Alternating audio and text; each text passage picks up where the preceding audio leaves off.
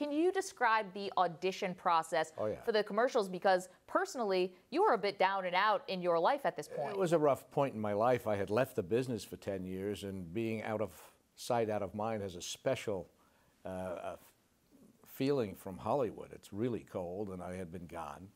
And living up in the mountains, I had this strange call for an audition, and there was no script. They were looking for a Hemingway-esque character, and I had to do an improvisation ending in, and that's how I arm wrestled Fidel Castro. Yes. So I drove down, I stayed in the back of my truck, I spent a very uncomfortable night wondering what it'd be like, and did I still have it if I ever had it, and went in, and there were 500 fellows, they all were Latino and young, and I said, they made a mistake, it's not me.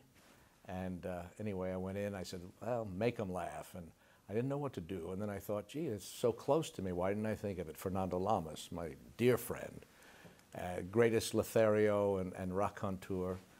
And I channeled him. And speaking to a blank wall, unlike this, just some acoustical stuff. The director was back in New York. And as I started improvising and telling the story of my life, they started laughing more and more. So I just kept up this stream of consciousness.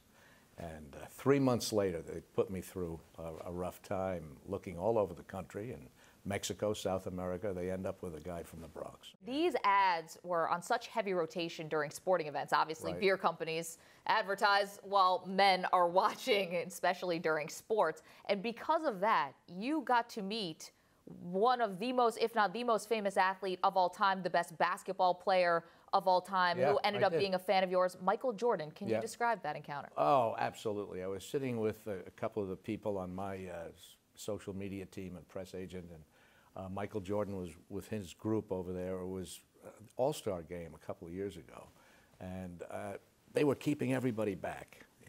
Everybody wants his autograph, including me, but I wasn't. And he looked over at me and went like that, gave me the nod, you know, and I did the same. And a little while later, he comes over and he says, Mr. Goldsmith, would you mind if I said, no, sure, Michael. And I immediately stood up on a chair next to him, put my arm around him, and took that picture with him. That was very nice.